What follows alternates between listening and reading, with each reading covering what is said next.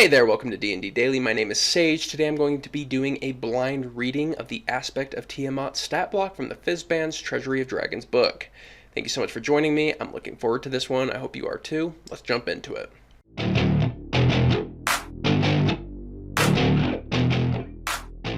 The five-headed progenitor of chromatic dragons, Tiamat embodies the vices of evil dragons. Since the destruction of the first world, she has dwelled in the nine hells, some say by choice, but others claim that she is imprisoned there to punish her for her evils she perpetrated while the gods sought to colonize the first world with their followers. Mortals who hunger for the power and wealth often swear fealty to Tiamat in pursuit of those goals. Many of her followers have attempted to break her out of Avernus, and failed, but even while she remains in the nine hells, Tiamat can send her aspect to manifest in the material plane. A follower with enough power and anger, and a horde worthy of ancient dragons, can sacrifice it all to unleash the wrath of the Dragon Queen on a world. The aspect of Tiamat has the body of a titanic dragon with 5 heads, each the shape and hue of a different chromatic dragon. Each head might speak separately and have different mannerisms, but they are all Tiamat.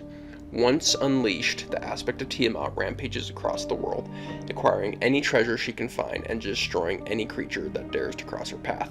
Okay, what popped into my head here is a character, so I want to do a character build, right? Where its motivation is to get enough power and anger and get a horde worthy of ancient dragons to sacrifice them all to unleash Tiamat on the world. So to be a follower of Tiamat, maybe a paladin. I know we've done something similar, so maybe not, but I think that's something you'll probably see on one of our flavor builds coming up soon. Let's get into the actual stat block now. So the aspect of Tiamat, Gargantuan Dragon, Chromatic, Chaotic Evil, 23 natural armor, 574 hit points, speed 60, burrow 60, fly 120 feet, swim 60. 10 strength, plus 2 dex, plus 10 constitution, plus 5 intelligence, plus 5 wisdom, plus 8 charisma. Overall, lower stat blocks than the Bahamut, but still very powerful. Dex plus 11, con plus 19, wisdom plus 14, charisma plus 17, those were saving throws. Skills, intimidation plus 26, unsurprisingly, perception plus 23. Damage immunities, acid, cold, fire, lightning, poison, bludgeoning, piercing, and slashing from non-magical attacks. Excellent. Condition immunities, blinded, charmed, deafened, frightened, poisoned, or stunned. Also excellent. Senses, true sight 120 feet, passive perception of 33. There is no sneaking around a 5-headed dragon. Languages, common, draconic, infernal. Infernal, that's interesting. I think there might be some fun to be had within some infernal talking dragon. Challenge rating 30, proficiency plus 9. Chromatic Wrath recharges after a short or long rest. If the aspect would be reduced to 0 hit points, its current health points become 500 instead. She recharges her chromatic flames, and she regains any expended use of legendary resistance. Additionally, the aspect can now use the option in the Mythic Actions section for 1 hour. Legendary resistance is plus 5 a day.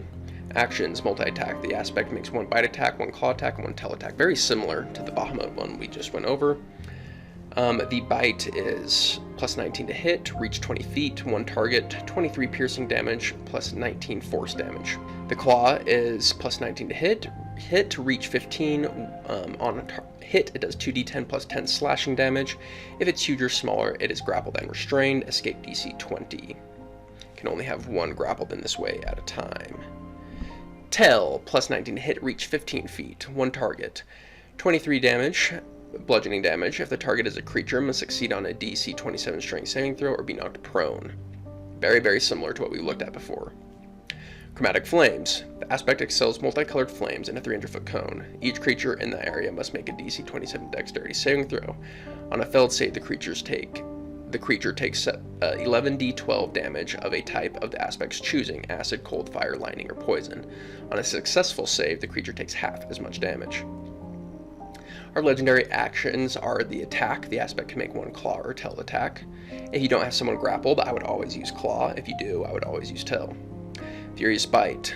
And the tail one, it's worth noting, can also, right before the aspect's turn, knock someone prone to give advantage on all further attacks on the next turn. So the tail legendary action right at the end of initiative, super solid. Furious Bite costs 2 actions. The aspect makes 1 bite attack. If the attack hits a creature, the target must succeed on a DC 27 wisdom saving throw or become frightened of the aspect until the end of its next turn. I tend to think 3 attacks is going to be better than a Furious Bite and then an attack more often than not. If the Aspect's Chromatic Wrath trait has activated in the last hour, she can now use these Mythic Actions. Hurl through Avernus. It's a hurl through hell from the Pact of the Fiend Warlock. The Aspect targets a creature she is grappling. The creature must succeed on DC 25 Charisma saving throw or take 8d10 psychic damage and be banished to Avernus, the first layer of the 9 hells.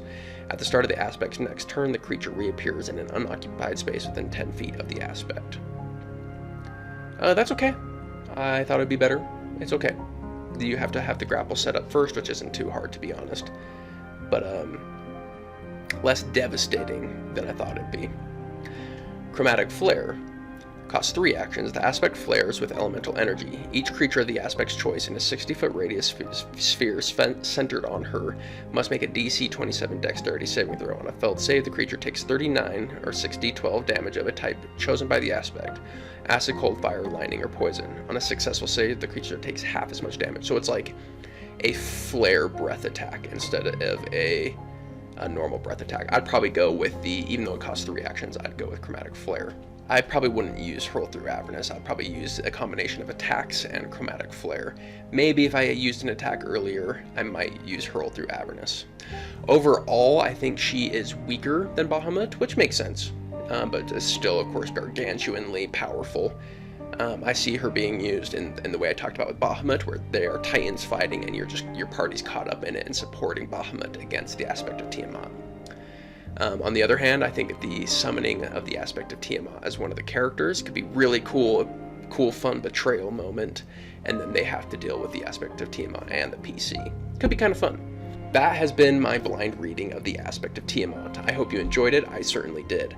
On the next episode, I'm going to be doing a blind reading of the Chromatic Great Worm. I'm looking forward to it. I hope you are too. If you are, hit that subscribe button so you're not going to miss it. See you on the next episode. Peace.